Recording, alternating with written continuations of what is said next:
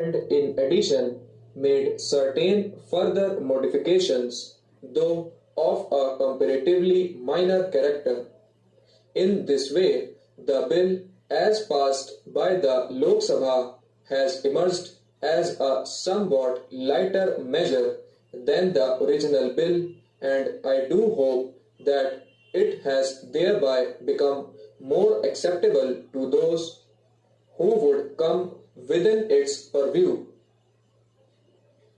I shall now proceed to describe briefly the important differences between the bill as originally introduced and the bill as passed by the Lok Sabha. One of the most important changes made in the bill is to the proviso to clause 3.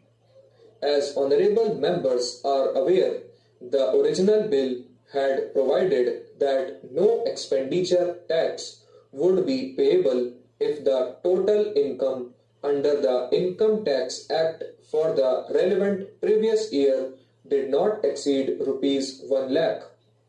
A good deal of thought was given to this provision in the bill, and the Lok Sabha also debated at some length on the pros and cons of such a provision.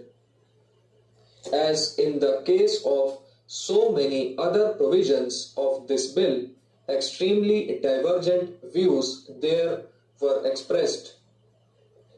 Some wanted that the proviso should be omitted altogether.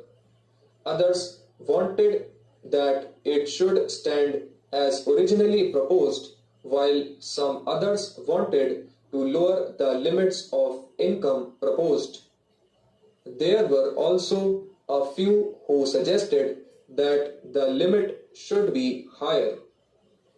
Finally, we came to the conclusion that at least in the initial stages of the working of a new measure like this, a provision of this nature was necessary because, on the one hand, it would make the administration of the Act somewhat easier, and on the other hand, it would ensure that the assessee who would not normally come within its scope is not unnecessarily troubled.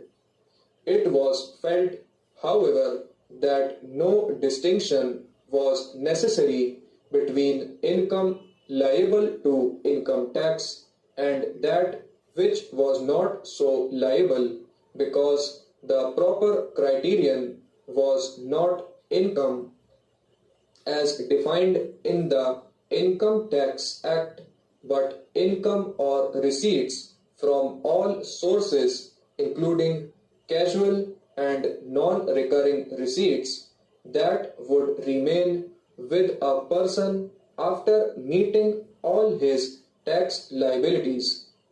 Accordingly, the proviso as passed by the Lok Sabha restricts the levy of expenditure tax to such persons whose net income, that is, the income remaining after paying the tax from all sources during any year, exceeds rupees 80,000.